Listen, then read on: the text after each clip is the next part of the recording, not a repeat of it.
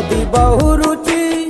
నెల్లూరు చేపను తింటే నెల్లాళ్ళు నెమరిస్తావు, ఏలూరు ఏటను తింటే ఏడాది మరచేపోవు. వంటింటి వైపే చూస్తే చెంటోడే అయిపోతావు, అమ్మంగా పోపే పెడితే అమ్మేమో అనుకుంటావు. రుచులకే నవ రుచులు తెలుపగ పెదవిపై చిరునగవు నెలపర జన్మమే. ఆ